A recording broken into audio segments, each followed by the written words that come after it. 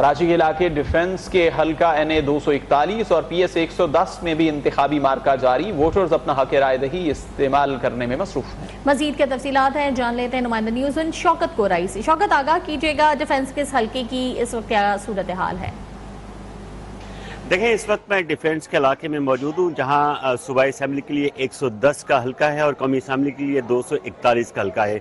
यहाँ पे सुबह को थोड़ा बहुत इश्यूज हुए थे, जिसकी वजह से कुछ डिले हुई थी, पोलिंग का अमल डिले हुआ था। लेकिन अब इस वक्त नॉर्मल जो है पोलिंग का सिलसिला जारी है और लोग जो वोट अपना दाखिल करके आ रहे हैं, वापस आ रहे हैं, वो भी काफ़ी मुतमईन नज़र आते हैं। उन्हें कोई किसी किस्म की दुश्वारी पेश नहीं हो रही।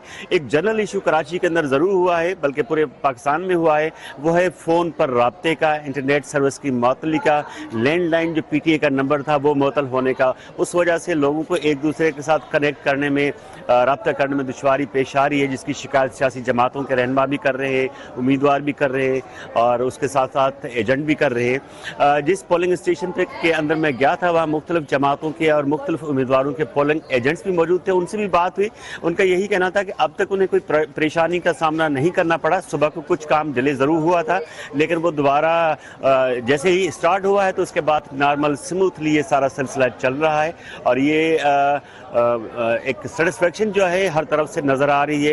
ये एक बहुत अच्छी बात है कराची के अंदर जो इलेक्शन हो रहे हैं। लेकिन लोग बड़े पुरुमीद भी नज़र आ रहे हैं कि जब इलेक्शन का सिलसिला ख़त्म होगा, नई गवर्नमेंट की तश्कील होगी, तो उन्हें शायद कुछ बेहतरी शौकत कोराई हमें कराची डिफेंस से अपडेट कर रहे थे। आपका शुक्रिया।